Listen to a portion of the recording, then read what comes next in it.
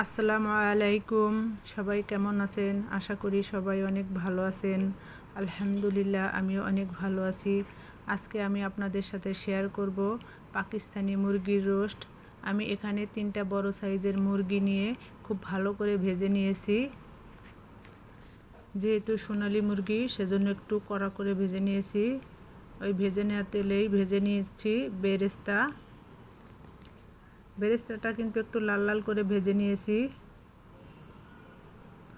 এখন দিয়ে দিলাম পেঁয়াজ বাটা,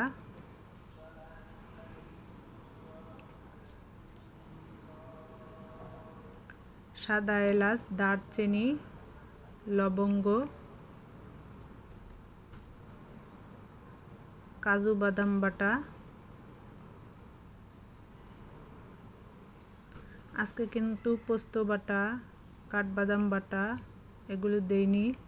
এখন দিয়ে দিলাম আদা রসুন বাটা আর দিয়ে দিলাম তেজপাতা। এগুলো দিয়ে মশলাটাকে খুব ভালোভাবে কষিয়ে নিতে হবে।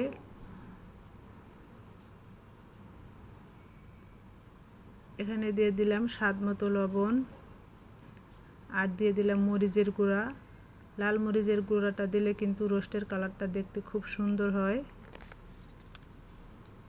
আর এখন দিয়ে দিচ্ছি প্যাকেটের মশলা। আজকে কোনো ঘরোয়া মশলা বাটা বা গুঁড়া দিয়ে রান্না করব না, আজকে সম্পূর্ণটাই রান্না করব প্যাকেটের মশলা দিয়ে।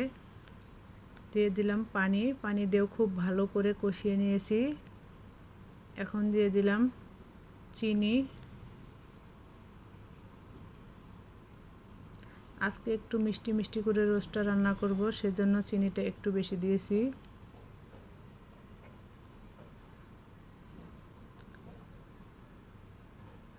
মাংসের পিসগুলো অনেক বড় ছিল, সেজন্য নাড়তে একটু কষ্টই হচ্ছিল।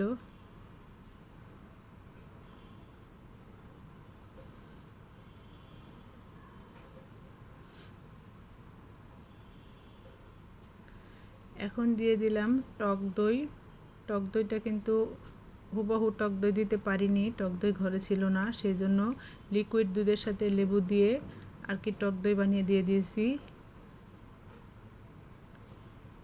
এখন দিয়ে দিলাম পরিমাণ মতো ঝোল।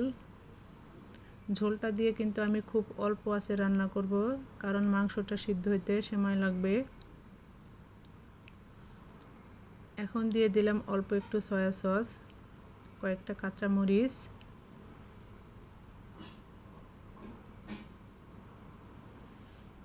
দিয়ে দিচ্ছি একটু গুঁড়া দুধ। গুঁড়া দুধটা কিন্তু দিলে গ্রানটা খুব সুন্দর হয়।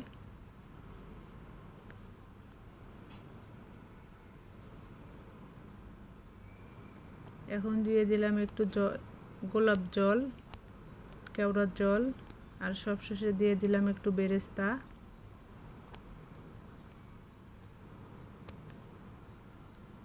আমার রোস্টটা কিন্তু ফাইনালি হয়ে গেছে।